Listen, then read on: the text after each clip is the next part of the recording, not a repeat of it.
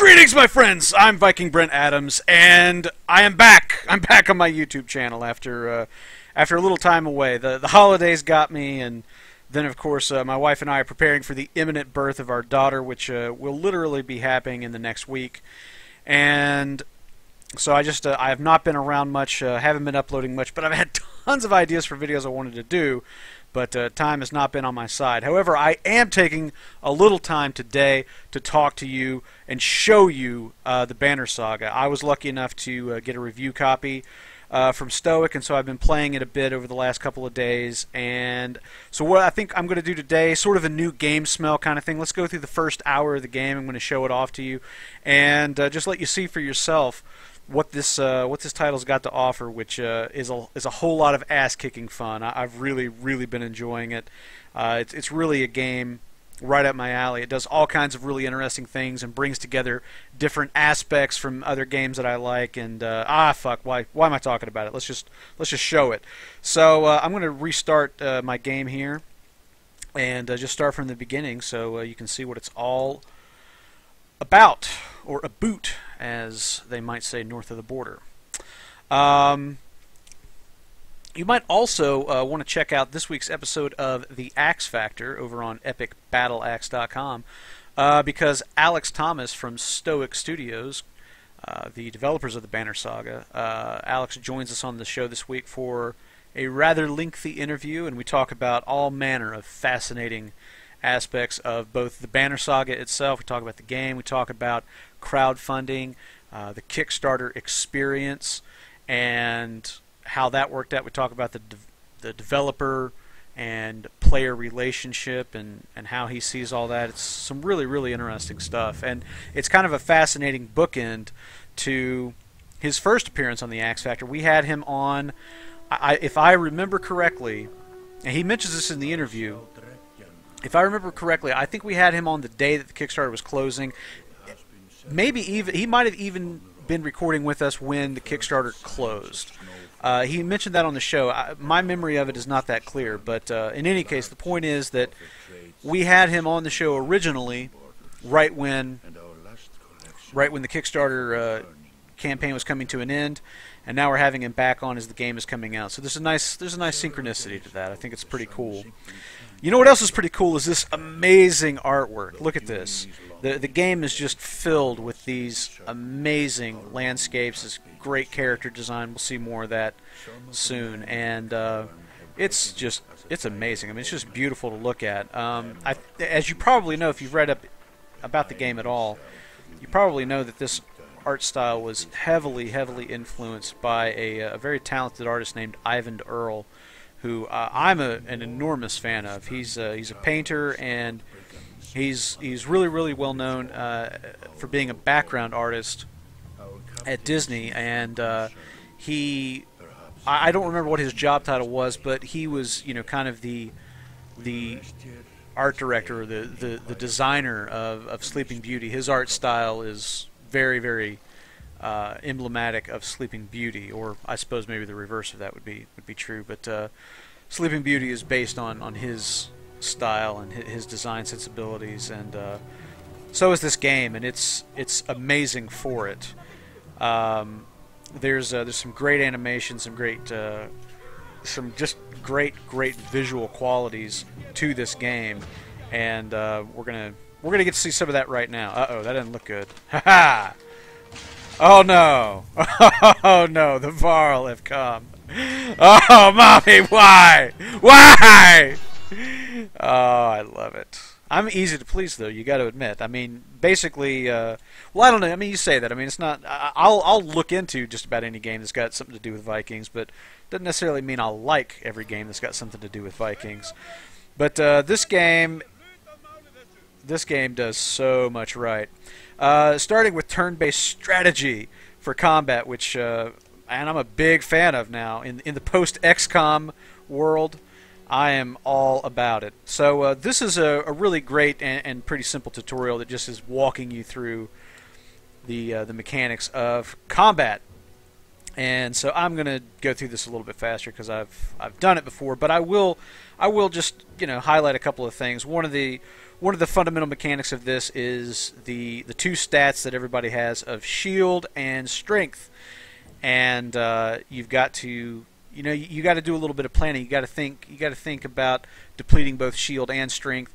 Strength is their health, but it's also the amount of damage they can do to you. So you have to kind of find that balance between whittling down their shield, which makes it easier to take off their health, but leaving their health unattacked means that they can attack you at full strength. So it's one of those things that it's easy to learn. It's easy to grasp what they're doing with the combat, but it's got enough depth that I find it pretty compelling. So let's kill this guy. Watch this. Oh no! Isn't that animation great though? I mean, like the isometric perspective and the I'm assuming that they've done some rotoscript, or at least they've used probably video reference footage very heavily. Man, it works for me. Okay, yeah, check that. I love where he's tapping his sword on his shield. That reminds me of the 13th Warrior when Herger the Joyous gets into that engineering dispute with Wieglif's guy. I think they also do that in the Vikings TV show. So I don't know. I'm wondering, or I'm assuming, I suppose, that it's some part of Viking custom that we have some history of, that we know about, because it was from a Michael Crichton novel, and if there's anything I know about Michael Crichton, it's that he does his research. So there you go. The foes lying dead at your feet would regret even crossing your path if they weren't dead. I am kind of easy to please. Now that I really think about it, it's true. They've got some good VO in the game. There's some good voice acting going on. Unfortunately, there's just not a lot of it. I say unfortunately just because I would love for there to be more. Everything about the game is so great. And the dialogue in the conversation trees is really good. It's funny, it's snappy, it's witty. I like the choices that they give you, but you don't really have the voiceover to go with it, and that's not necessarily a bad thing. I mean, it's great to insert your imagination and to kind of bring that stuff to life in your own mind, in the way that you do with a novel or a comic book or something. But they've got cutscenes and things like this that do have some voice acting and some good voice acting. So it's one of those things that it's just as Alex said, it would have cost twice as much to make the game to do full VO, and so they were more interested in delivering a really great gameplay experience, and they've done that. It's going to be a turnoff for some people, and yeah, that's fine. I mean, if you say, look, I'm not going to play a game that doesn't have VO. That's a rule I made to myself. I'm never going to do that.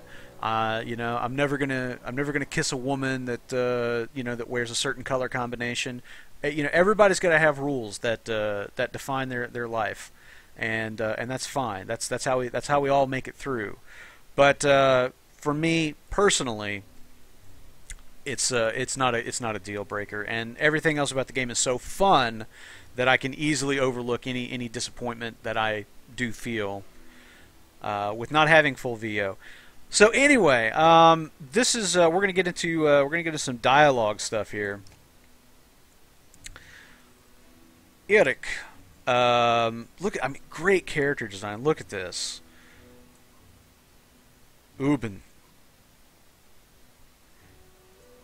the Varl. These giants that have these horns. I cannot look at these guys and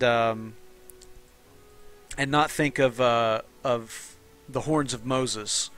If you look at depictions of Moses in statue and painting and whatnot from, I guess, like around the Renaissance, there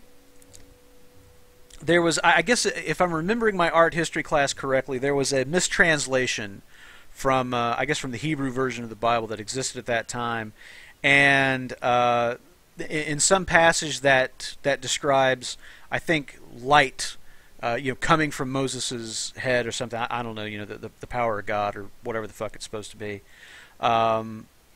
there's some light or something emanating from Moses' head, and somehow this got mistranslated as horns, and so you see like all these there's all these statues. There's a really famous statue by Michelangelo of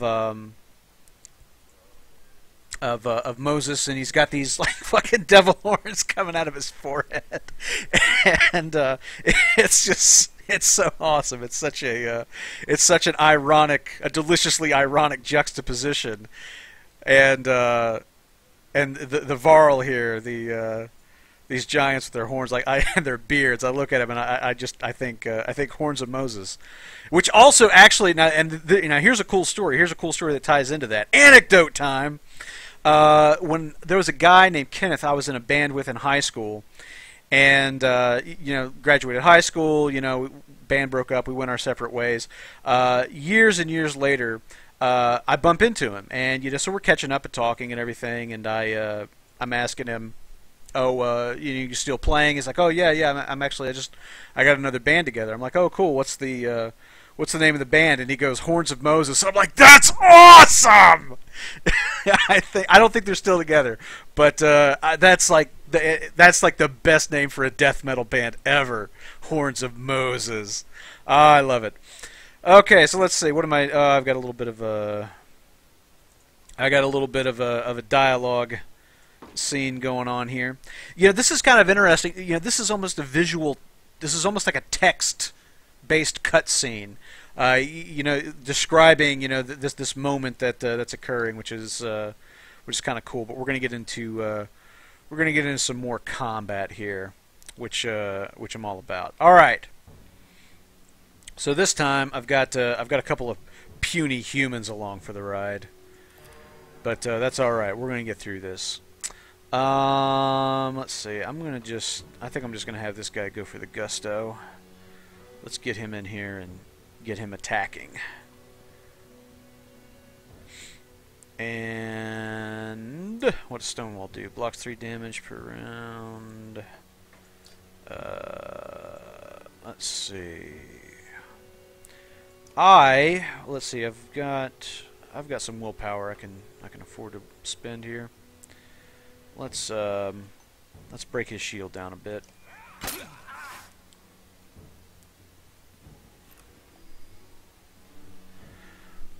Alrighty, let's see. This is Eric, and he is not going to be in a position to do very much. So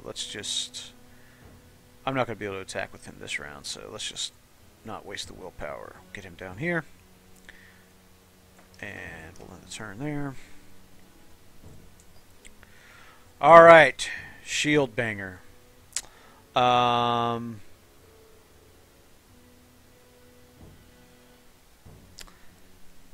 Let's see, what do I want to do here? Ideally, I'd like to get him over here, but that's not going to happen quickly, so let's just take a little bit of time. We'll get there.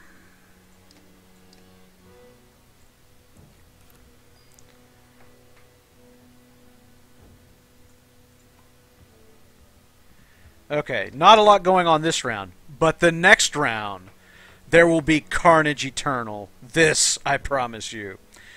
Okay, so let's see. Now that I've lowered this guy's shield a little bit, I'm now in a position where I can use some willpower and break him entirely. And I guess I should explain the willpower. So this is a cool stat. It allows you to do a little bit beyond your base ability.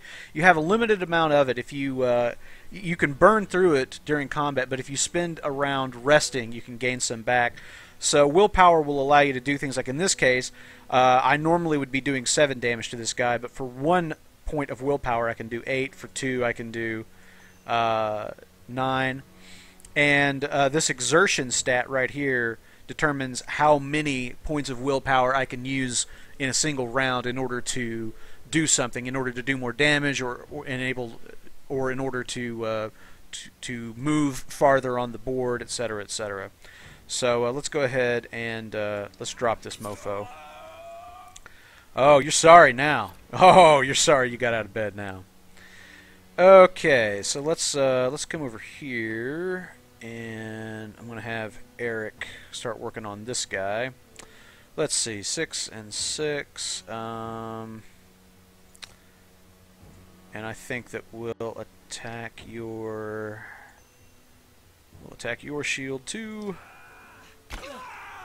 That should make him. That should soften him up a bit for the massacre to follow.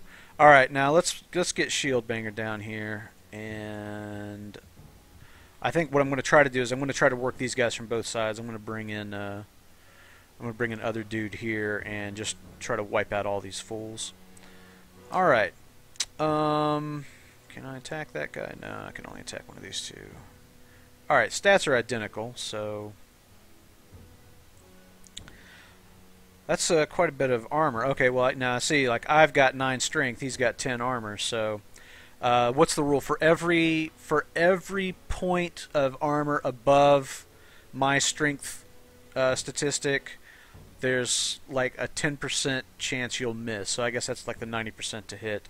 So let's go ahead and let's spend a point of willpower here, and let's go ahead and take his shield down a bit. That should be good. Look at this puny man attacking from behind. Now this guy, I'm going to hold back a little bit with him because while he's got a lot of damage to do, and he does not have a lot of armor. So I'm going to try to keep him out of the main fray for just a little bit. And we'll have him attack this cat. Looks like he can go ahead and take him down in one swipe. That's one less guy that's going to do some damage. I'm happy about that. Everybody's ganging up on Shield Banger, but that's cool because he's got enough armor that he can take it. And let's see, what can I do here? I can go ahead and take this guy out. This is going very well so far. Of course, this is the second battle in the game. I imagine it's going to get harder at some point. But having played through this a couple times now, I do feel like I'm starting to get the hang of it slightly. Let's see. What are we going to do here? I can almost break him. Yeah. So I'm going to go ahead and go for his strength, which isn't going to kill him, but it'll drop his strength statistic down so low that his next attack is going to be almost completely worthless. So worth it to go ahead and do that, I think. Alright, which of these guys was I working on? Was it you? Alright, yeah, so I can go ahead and take him.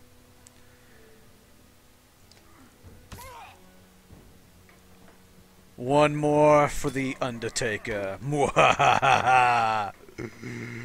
Alright, I'm still not quite ready to fully commit this dude.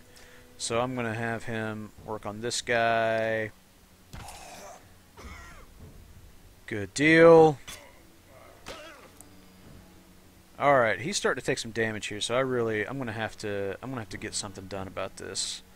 So let's pull this dude over here.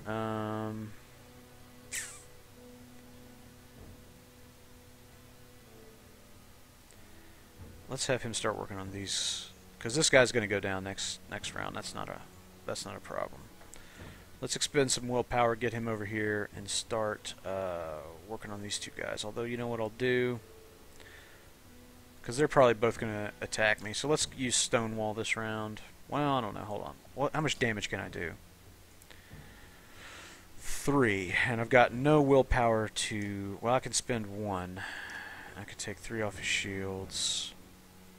Probably not worth it. Let's Stonewall this round. That'll increase my defense.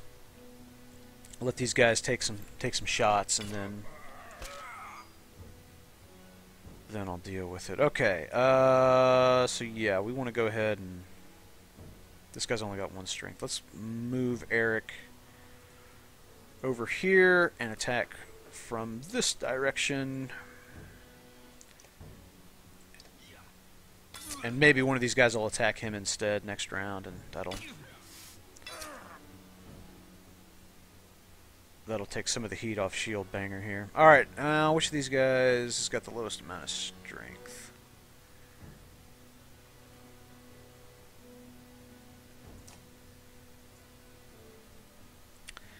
I've only got 4 strength. That's not good. What's the word I'm looking for? It's not good. All right. Only 70% chance to hit and do 1 damage, which is kind of hardly worth it. All right, let's work on his shield. Or actually, you know what? If I'm going to work on shield, let's work on. That guy's got low shield and high hit points, so let's do that. That'll soften him up nicely. I just realized that this is basically like my inner monologue. Like, this is normally what's going on in my head when I'm playing this game, or any game, I guess. But it's just kind of, I don't know, it's sort of weird to listen to it, if I'm honest with you. I feel like slightly self-conscious here, but I gotta have something to talk about. So, oh no, shield banger's down. I'm very unhappy about that. Probably not dead though. He's probably just wounded. Alright, you're gonna pay for that, sucker. 1 round too late. I would have come out there with everybody still standing. Gunnulf, my man. I probably should have employed Gunnulf sooner, you know? Like, I might have been too conservative on that call. I don't know. There they are. Gods be damned. I've got to go wash this blood. I've got to go wash off this blood. That's a great line.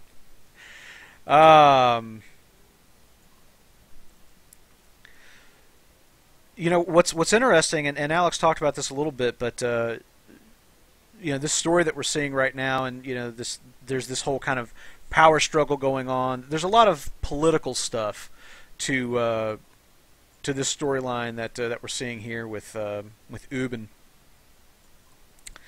A lot of politics and power struggle kind of thing, but you know, you're going to play the game from multiple perspectives, and as a matter of fact, we'll get to see.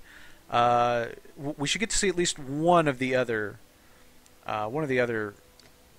sets of characters that you deal with, and you know, their story is very different. It's all about, you know, survival and kind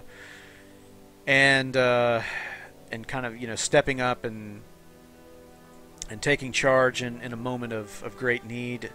And it's cool. I mean, you know, Alex described it as kind of like a TV series. He was saying, you know, like in a movie, basically you're following a character most of the time, unless it's maybe an ensemble film, in which case, you know, what's happening is kind of having to a group of characters collectively.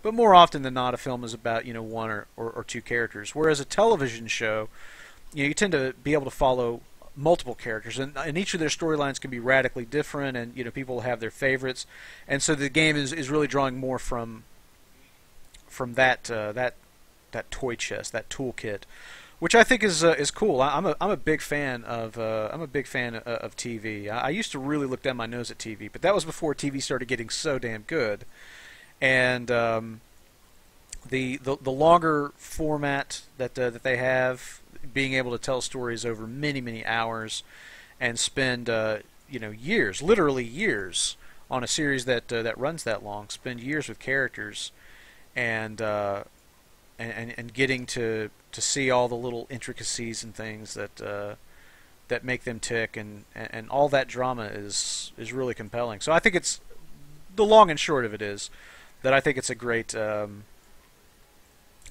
paradigm for video games to adopt, and I think it's one of the reasons that I think it's so cool is that I think that the world, the mythology, and the history, all of those things that are going on in the Banner Saga are so well fleshed out and so thoroughly imagined that I think it would be a shame to only follow one character or one set of characters and miss out on all of the other things that you can do. And in a sense, it's kind of unrealistic to expect that a character or a set of characters is going to be able to visit, you know, every location in the world and see every notable thing that there is to see.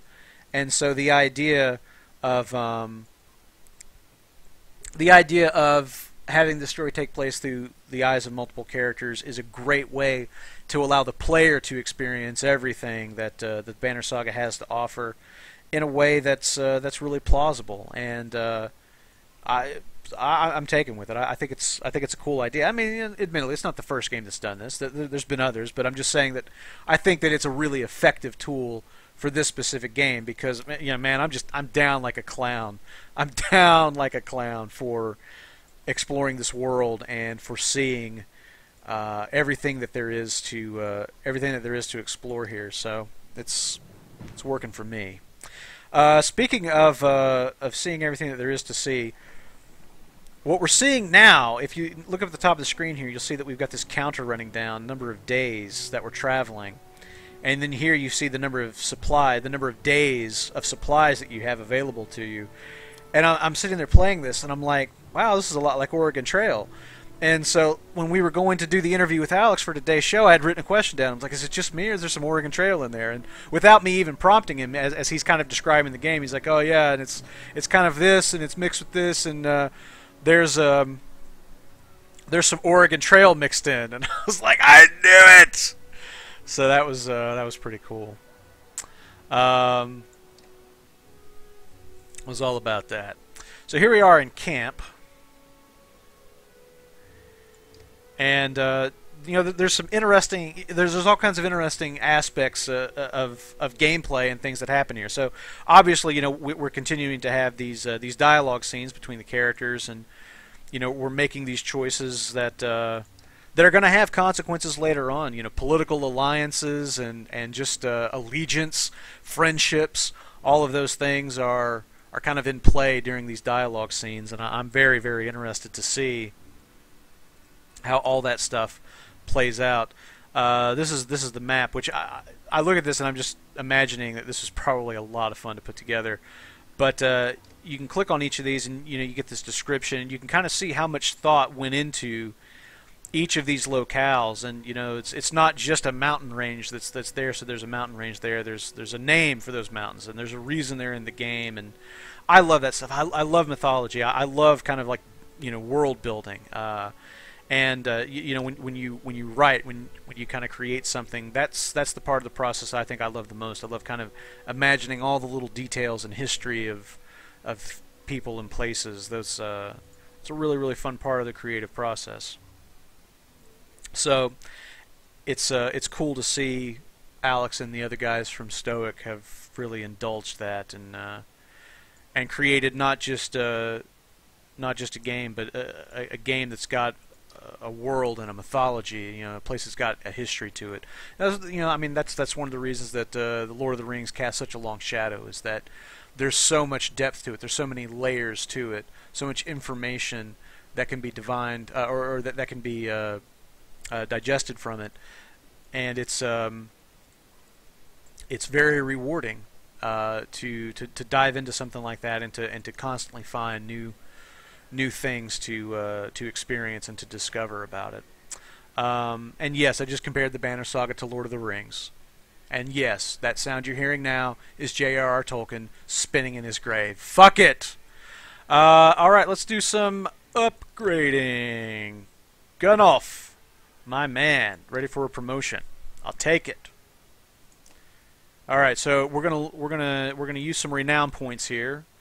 And now we get a couple of stat points to upgrade. That Tempest strike of his is pretty cool. I'm down for that. Heavy impact. Any enemy standing adjacent take some damage. That's cool. What we're going to do is we're going to up his shield rating, because as I said, his shield rating is a little bit low because he's not wearing any. So let's immediately do that. Is anybody else earned a promotion? No. Alright, so that's that. This is also the turn order, which I'm going to actually rearrange just a little bit, because I kind of like Gunnulf to come in a little bit later. So we'll have the heavy hitters followed by the spear guy, and then Gunnulf will sort of come in and do some damage there at the end. All right, so those are the stuff we can do in camp, but in the interest of moving this along, let's get back on the road and keep playing. There's little things that'll happen while you're on the road. Well, like here we're getting some VO that's giving us some backstory on this town that we're going to. But there's other things that'll happen on the road. Like little problems will come up. You'll meet people. You'll have disputes and things break out within your party, and all kinds of problems that you gotta address. And I think it's really cool that they've just taken the opportunity to just work gameplay in everywhere. That there's almost nothing that happens in the game that you're a spectator for. Almost everything that goes on in the game has some element that you as a player have an opportunity to affect and to interact with, and that's cool. And there's all kinds of different types of gameplay. You know, some of it's very reminiscent of the Oregon Trail, as we said, or you know, it's reminiscent of things like The Walking Dead or turn-based strategy games like XCOM. I mean, I say XCOM because XCOM is I say real-time, didn't I? XCOM is the turn-based strategy game that I've had the most experience with. Although, as Alex described, he says the combat in this is much more influenced by Fire Emblem and Final Fantasy Tactics. So, for whatever that's worth. All right. Well, although I affected my turn, or you know, it could be because this is a tutorial part, so maybe it's not saving my changes, but we're gonna do what the tutorial man says.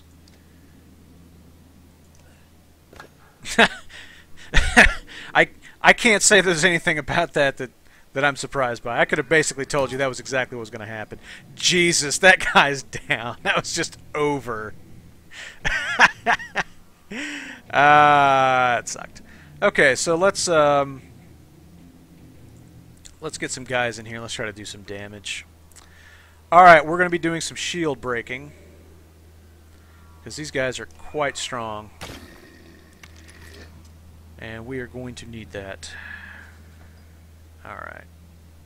I cannot get this guy in close enough for an attack this round. We'll have to wait till next round. In turn. Alright. Gun off, we're gonna need you, because this is gonna be a hardy crew that we're facing off with here. Alright, let's go for the well, I don't know, I can do a lot more damage. Let's go ahead and do some strength damage. That'll lessen the amount of hurt he can do me.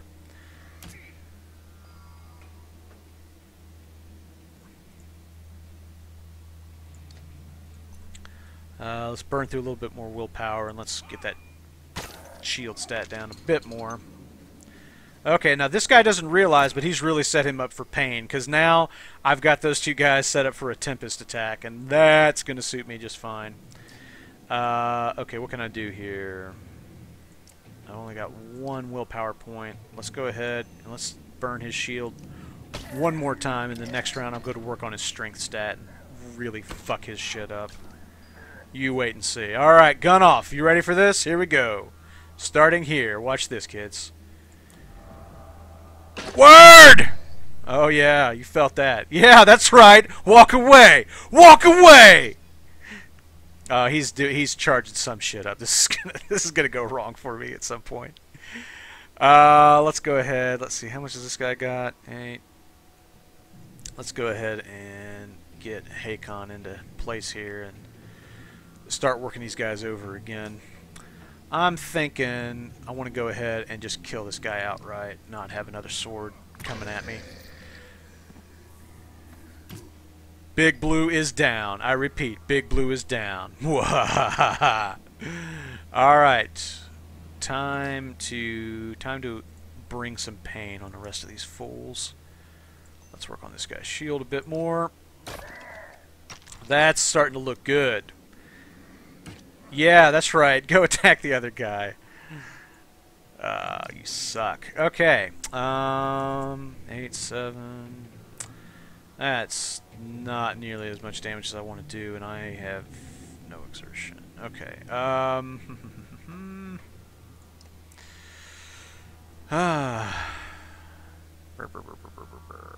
Using the horn will give 1 more power to the active ally. I can definitely go for that.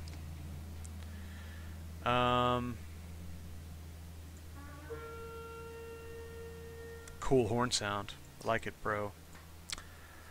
I like it, bro. Fortunately, I don't have any exertion though, so I've got willpower, but no exertion, which does me no good whatsoever. I don't really. Let's just take this guy's strength down. That'll be the simplest thing here. 410. What can I do here? I can do 8. I can do 4. Do I have? No, I don't have any weapons. Oh.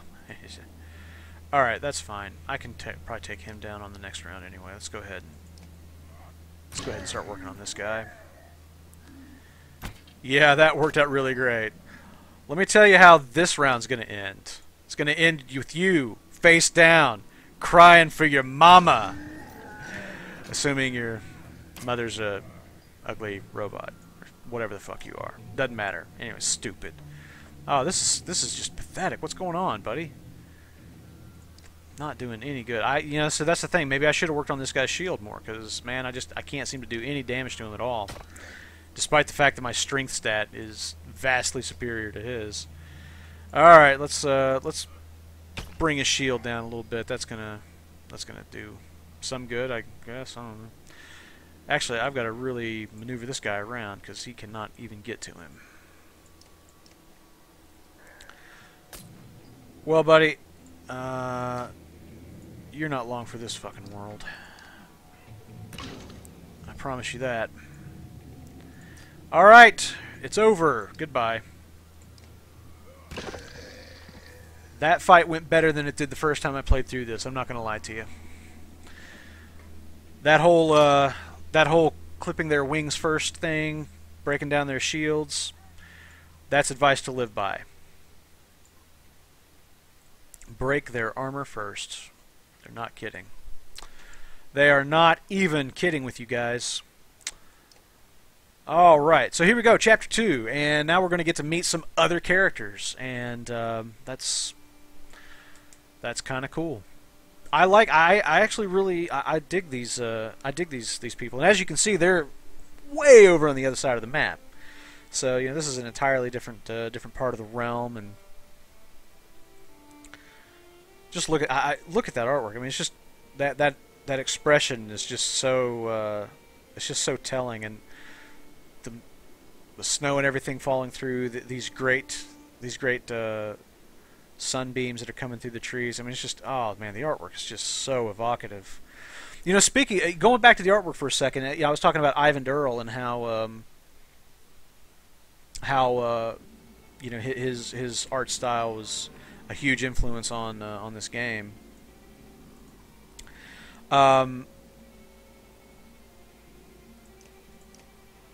I got a good friend that works at Disney Animation, and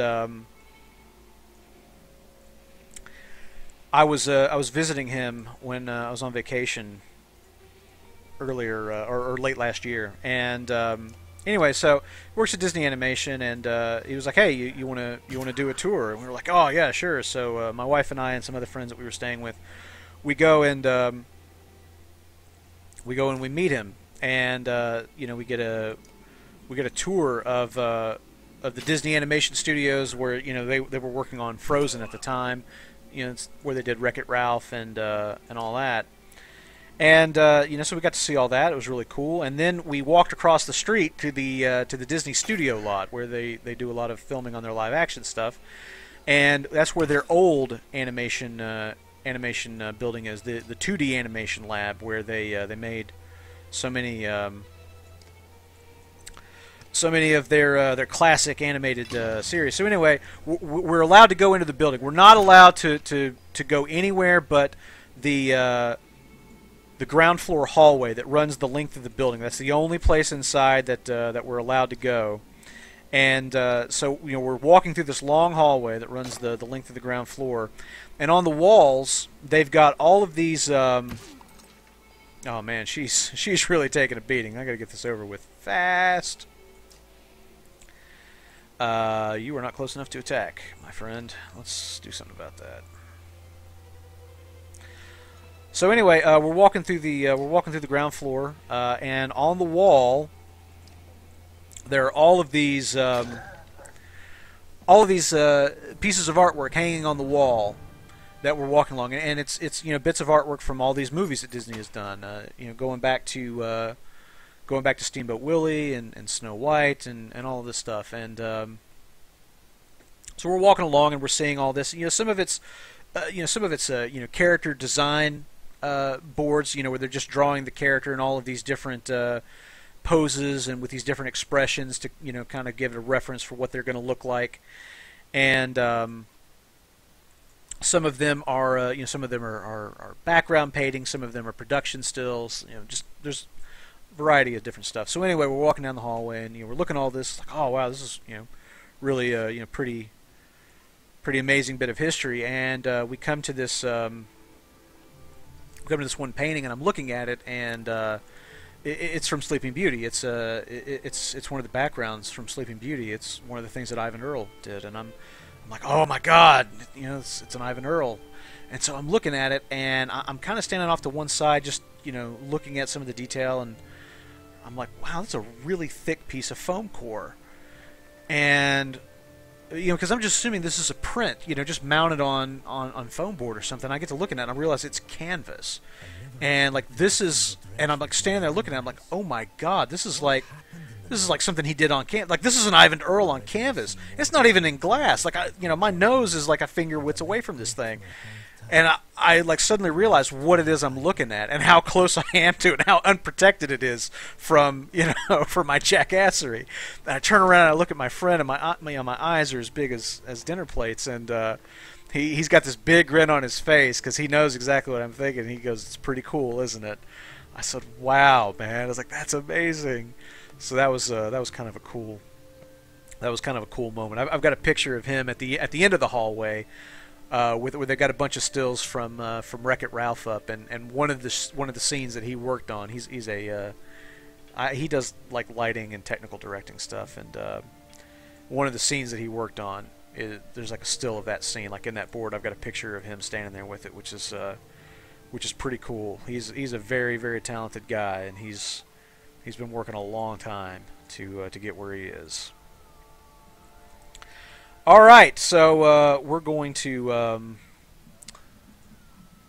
we've gone from this pack of we've got like mini Varl and a puny human, and now it's the exact opposite. Now we've got all of these scared. These people are hunters. I mean, they're villagers and farmers, and they're not warriors. And there's a Varl, and so now I've got to take on Dredge with the odds really, really against me. And so my tactics have got to change significantly as a result of this. And here we go. This is another one of those. Okay, actually, no. You know what? Skip that. I'll come back to that in a second. This is my turn order. This is the thing I was trying to do earlier. Let's see. Edgel is, if I remember correctly, he's a melee. So let's. And actually, she's a little bit more deadly than Rook. So yeah, let's do that. So anyway, as I was saying though, it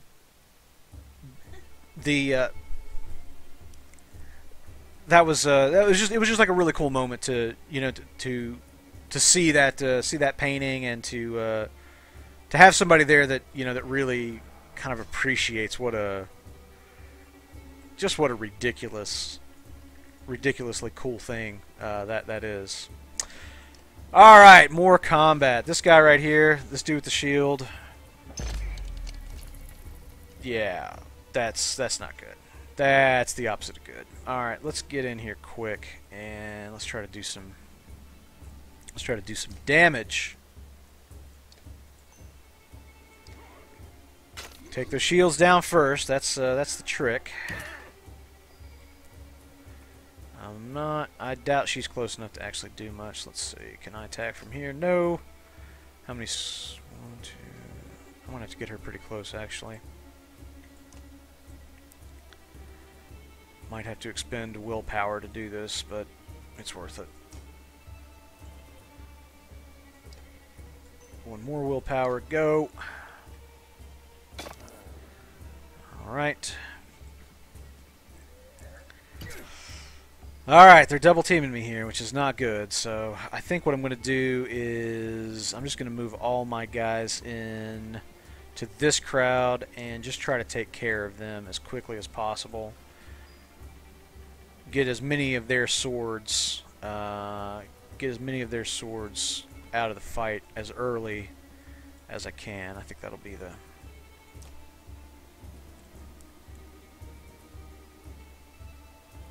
Alright.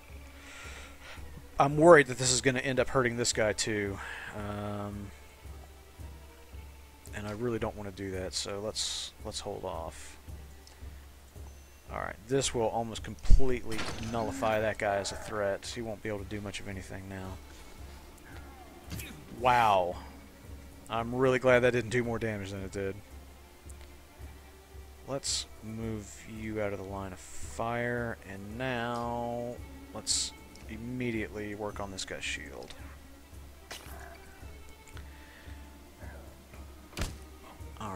Alright. And now... Oh, you know what I ought to do with you? I ought to do this.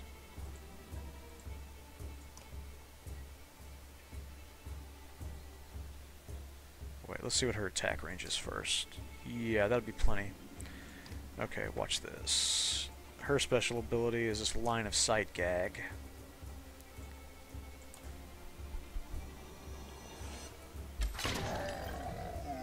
That was pretty good. Yeah, I like that. I like that. Okay, and let's see. What can you hit this guy from here? No.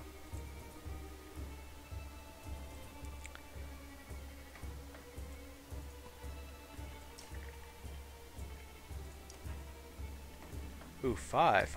Ooh, I can do 6 damage. That's worth it. Let's do that. Yes. That guy's going to take a round to even get close to us.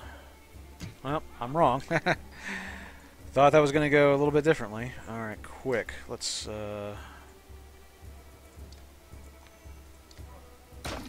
try to get his shields broken. Oh, girlfriend, move! Oh my god. That was hideous. What, are you kidding me? 4 strength. Oh, man. His shield is still too high.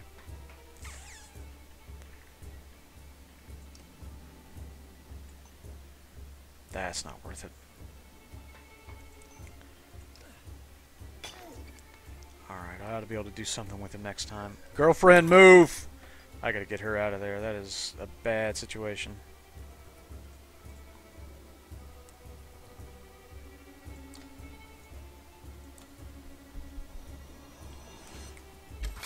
Handy. Handy that. Hey, how you looking? Alright. You got full shields. Let's...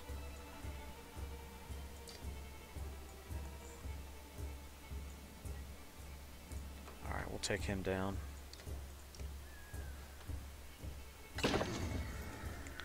Down you go. Alright, that is very good. That's exactly what I want. Alright, you can probably... Alright. My friend, you're going to have to...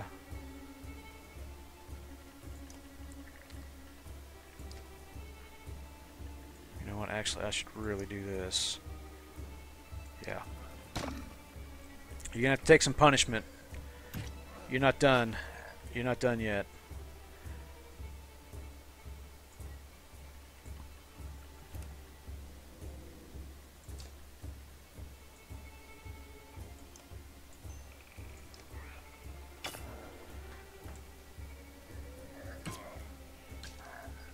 Man, I'm not sure.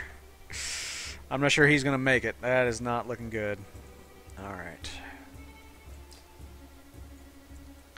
Damn it, not close enough. Can I attack him? Yeah, alright.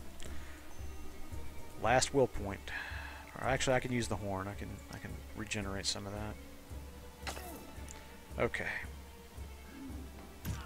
God damn it.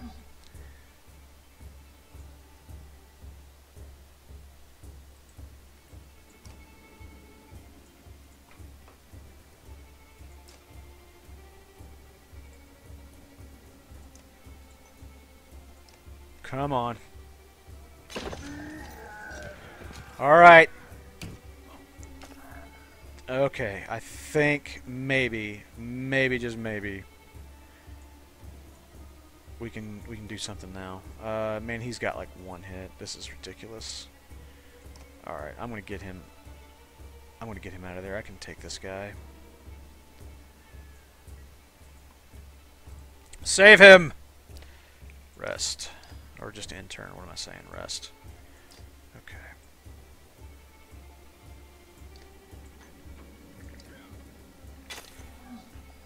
He's going to be ripe. He's going to be ripe for the taking when I finally get around to the attack phase here. Nullify his strength a little bit. Alright, how about another one of those? Something just like that. That's what I'm talking about. Yeah! I'm very happy with how that turned out. I don't know about you guys, but I thought it went pretty well. Oh yeah, and I totally forgot about this, but I saw this the first time around when I played this, and they talk about how, you know, the difficulty only affects the combat. It doesn't affect anything else in the story. You're not going to miss out on anything. You're not going to nerf anything else but the combat. You can change the difficulty at any time, which I think is cool. You know, it's basically just all about challenging yourself and how much you feel like challenging yourself. So that's pretty cool. This is really fascinating. So, you know, I talked about the idea of like these text-based cutscenes where it describes something that's going on. Well, this is a text-based cutscene that that you actually can make some choices in, and depending on the choices you make will depend on how the scene turns out. So, you know, again, it's every choice is fraught with peril. So what's going on here is there's a dredge, you know, kind of behind a let, and you got to make a decision about what to do. And my reaction is to just, I mean, this guy's a hunter. He's a bowman. I mean, he knows, you know, he knows bows and arrows like David Copperfield knows sucking. So the arrow bounces off the dredge's face, inches away from what you think is an eye. It recoils and turns upon Alette, but Edgil rushes to her side. Ivor throws himself between them, catching the mace on his shield, and returns the favor, crushing the dredge's head with his shield point. When the dust settles, you can see that everyone is all right. So that was the right decision, obviously.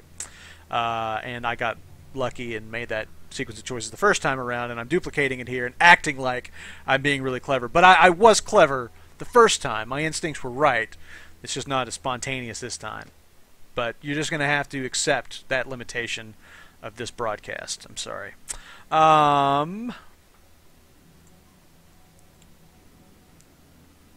Notice he's got armored horns. But I tell you, I dig it. You know, another thing let's talk about here. Let's talk about music. The music in this game is really, really great. It's just haunting. I mean, it's just haunting, and you know, it's really atmospheric. It really goes a long way to putting you in the mood of the story, and just the kind of the hopeless quality that the game seems to have. Somebody earned a promotion. Who was it? There we go, Rook. Yeah, let's promote him. Confirm. All right, what can I do here? Mark Prey. Oh, I didn't get to show that off. That's a cool ability, though.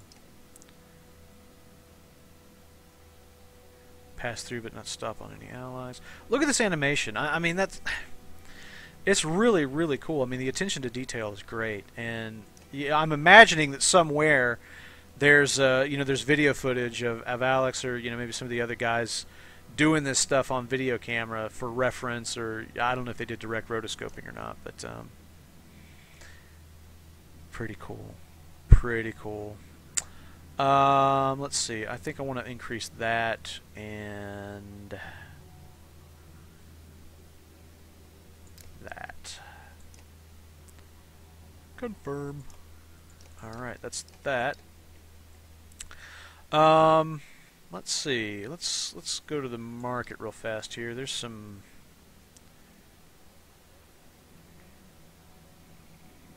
+1 armor break. 2 strength deflected, +1 will per kill. That's cool. Do I have enough to buy that? You need at least 25 renown. Not enough. Damn it. Alright, well, let's get that. That breaking armor is always a worthwhile thing. Is it just me, or does this look like... This guy looks like a... he looks like a Norse celestial. The hat kind of reminds me of, you know, like those hats that you always see... they always got the Chinese wearing in westerns, you know, where there's like those segregated Chinatown areas. Like on Deadwood. Woo. Woo and swedgin'. Hang die. Hang fucking die, woo. Hang fucking die. I'm going to skip through this cutscene a little bit to just, you know, get into a little bit more action, because if I'm honest with you, I love the combat. I don't know why my voice went up, like, on that. Like, I don't know why I had to kind of sing that line. I could have just told you, I like the combat, and you'd have probably believed me, but, like, somehow, in my mind, if there's a musical quality to it, it like gets the point across more.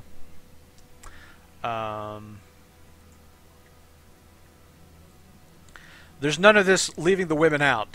We need all the archers we can get for this. So that's how we'll be doing it. All right, now let's see. I'm going to move him up in the rotation a little bit though. So I'm still not entirely unsexist about it. I mean, the women come last, the women folk, because it's that kind of game. But I think, dude, I think he'll stand a better chance of. Oh wow, we are surrounded.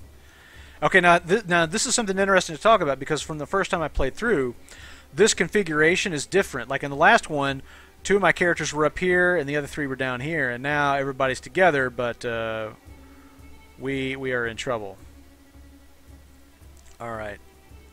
I think that the MMO strategy of going after the weakest guys first is probably the right one. So I'm going to, let's see, what can I do here really? I mean, just kind of get familiar with everybody. She's got a little bit more armor. Oh, I can actually move everybody around a little bit. So let's see. I tell you what I'm going to do here. I'm going to send these 2 guys after this dude. And I think I'm going to send, yeah, and yeah, against him. And actually, I'm not going to do that. I'm going to do this. I'm going to try to keep the whole band as far away from this guy as I can and take out some of these scrubs up here first. Let's do that.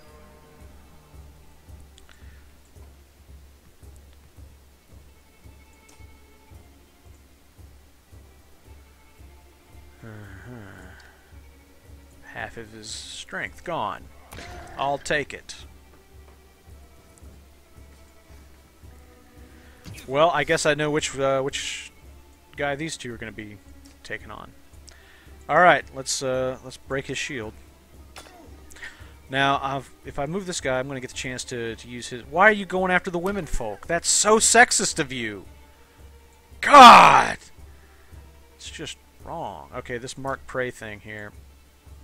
He can kind of do this automatic attack, and anybody that's adjacent to him is also going to attack. It doesn't do a lot of damage, but it's a cool feature. All right, let's. What am I doing? Yeah, okay, there we go. Break shield, break shield.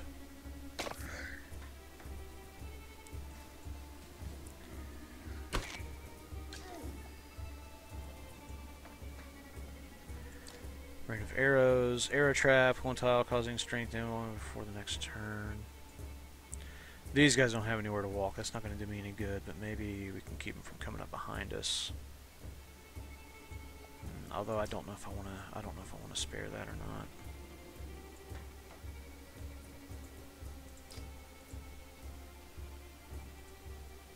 Why can't I attack? Maybe it's because she's right beside him. Alright, well, let's move her a little bit then. Yeah, it must have been it. Okay. Break shields! Break shields! Do it! Alright, now he's not going to get all the way to us on this turn.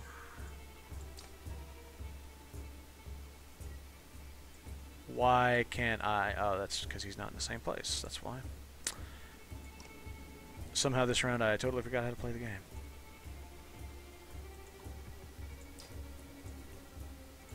Okay, that's going to put him down, which is good news.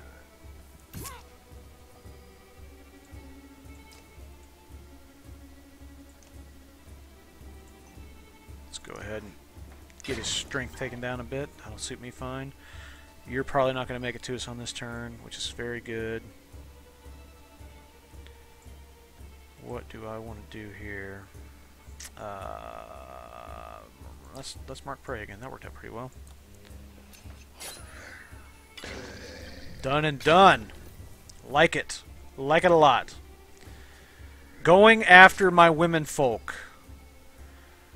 Just not cool. Not remotely cool. Let's move her just a bit.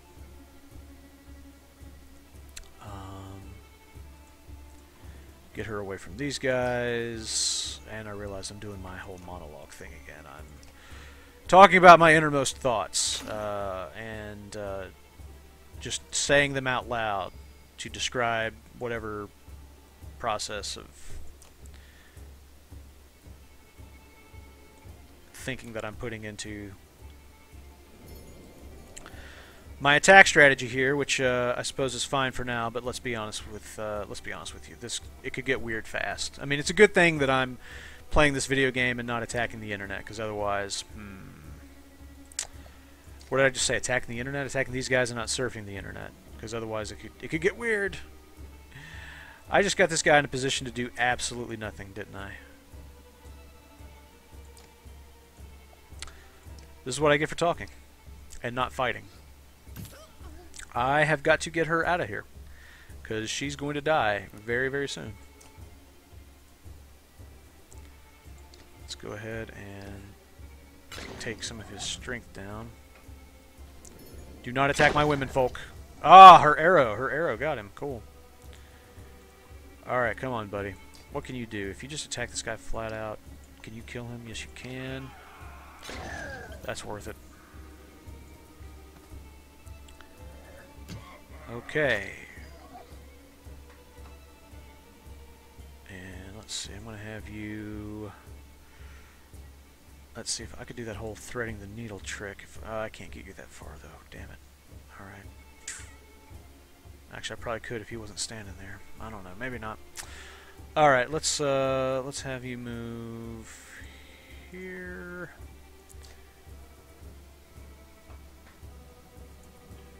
And let's try to get his shield down.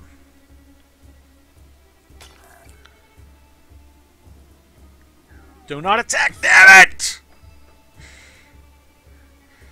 I didn't even get the chance to move her.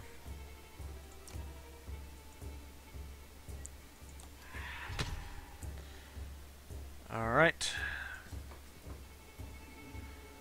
That would have worked better if I'd have pushed him farther, I think.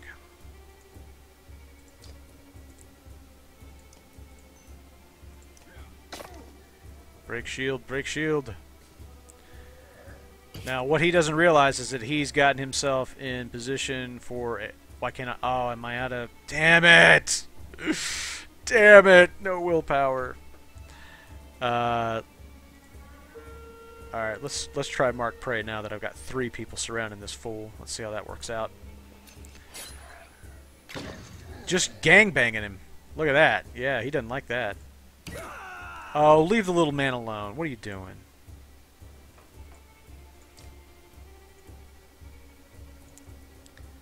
Okay, I can't exactly thread the needle here. Alright, let's move you back a space.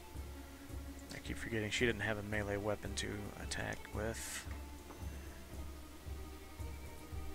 She's only got 1 exertion. Okay, so it's gonna have to do for this round. He's not gonna be able to do much damage next time anyway. Okay. Now, my friend,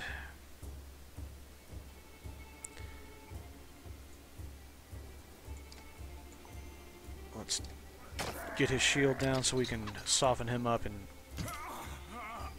Oh man, this is not going well. That's 2 people down. That's a bad scene. All right, well, let's kill him.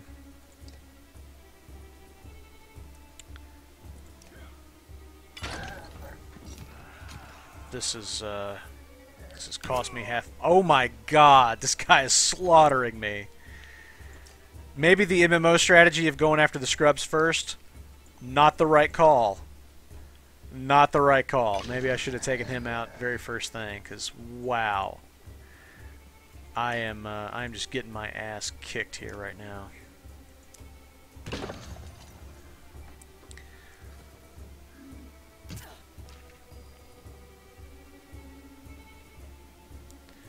Let's see, try to not lure him too far from my other guy. Last point of willpower. I'll have to use the horn next. That sounded really dirty, didn't it?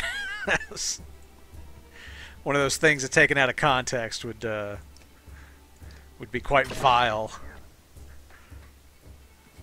Alright, keeping him where I want him. That's good.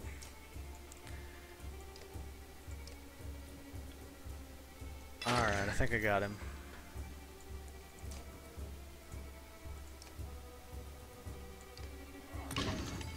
Man. 3 out of my 5 down in the mud.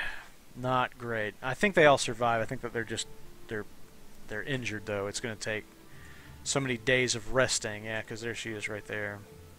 It's going to take so many days of resting for them to recover.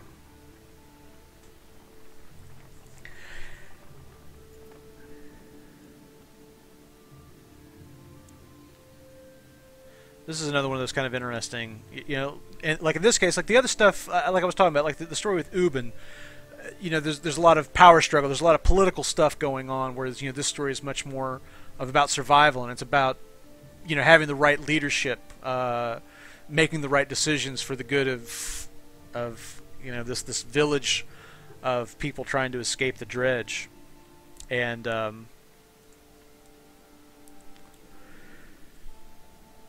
it's cool. It's cool that that the, you know, the different flavor, the different tone of each one is so different, and again, it's just, you know, it's about just, you know, that kind of the diversity of the drama and the characters. I dig it. I'm gushing a little bit, but I like that stuff.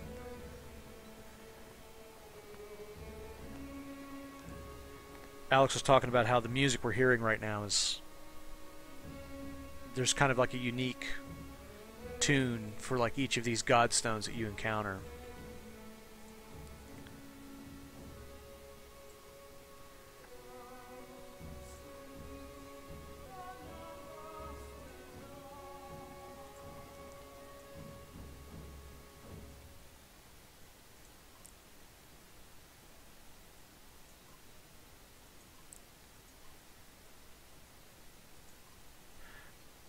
Ivor, Ivor is not a mountain of optimism.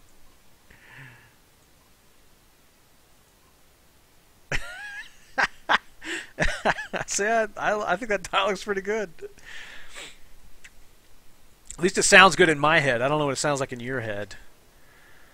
But the voice actors in my head are mad. They're mad talented. Their comedic timing is just killer. The weathered stone doesn't see many visitors, not much reason to travel so far east. When the hunters come through, they sometimes stop to give offerings out of habit more than anything else, now that the gods are dead. I'm not even going to attempt to pronounce that. Hidrolvildir? Hidvaldir? Man, I said I wasn't going to, and I did, and look how it worked out. See? Should have listened to my instincts. Was the god of hunters and of wild beasts occasionally seen roaming the land as both man and wolf? It seemed to me they went on 4 legs and sometimes 2, like a thing that was both man and bear. He was always depicted in effigy with his terrible spear. Terrible Spear would be a good name for a band. You wonder what he'd think about his woods being full of dredge now. I made this for you, she says, handing you a crude necklace, carved from a branch she must have found nearby. Thank you for saving my mama.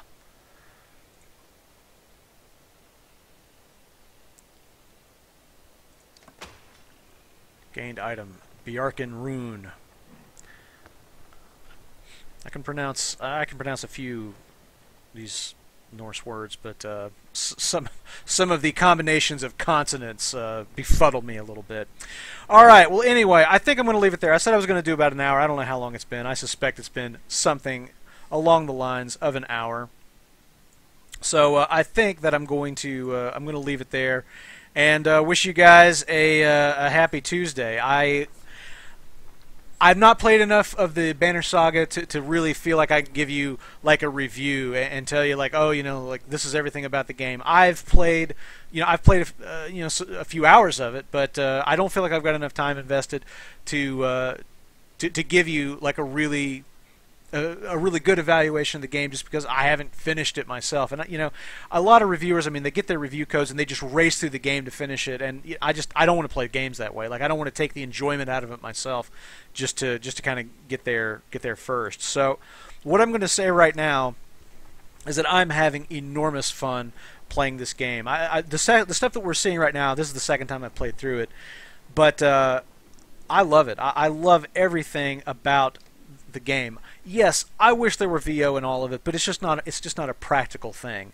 It's it's a game that was made by people like you and I contributing money, and I'm so proud of that. I'm so proud that I invested money to make a game like this, and I'm so glad that I like playing the game that I invested money in, because it could have gone the other way.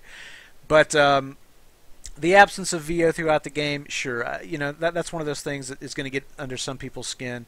But for me, it just kind of harkens back to old school RPGs. Things like the Final Fantasy, game on the NES, or Dragon Warrior, or even it actually even goes to like tabletop RPG games where one of your friends is dungeon master or whatever, and is kind of reading you these descriptions, and you're having to see all that in your mind. You're having to invent that world as you're playing, and I don't know. I don't mind that the video game is allowing me and kind of insisting that I invest my imagination in it. I don't mind that. I actually find that to kind of be a cool quality. It's kind of an interesting hybrid between, I don't know, tabletop RPG sensibilities and video games. And like I said, they've done so much with play. There's so many different types of play mechanics in the game: the turn-based combat, the dialogue trees, the decisions and consequences of these kind of text-based cutscenes, the RPG elements, the upgrade system, all of that stuff. There's just all kinds of opportunities to play this game and different ways of interacting with it. And all I can say is, right now, with the time I've spent with the game, I love it, and I'm really looking forward to continue playing it. So that is what I think after the first hour or so of the Banner Saga. I hope you guys enjoyed this. I hope you got something out of it. I hope that you enjoyed it. I would love to hear from you. Let me know what you think of the video. Let me know what you think of the game itself. If you're playing it, I'd love to hear your thoughts. If you're thinking about playing it now that you've seen this, sound off. Let me know if this is your first look at it and now you're considering it where you might not have been before. I'd love to hear that. I'd also love a like and a subscribe. I am still trying to kind of build the channel. It's going to be tough with my daughter being here. I know I'm going to be busy, so I'm not going to be able to upload as much as I probably want to.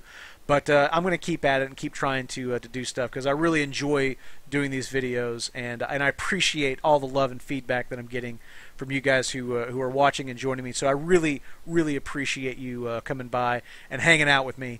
So please keep doing that, and I'll look forward to seeing you guys on the next one of these. Until then, stay brutal, my friends.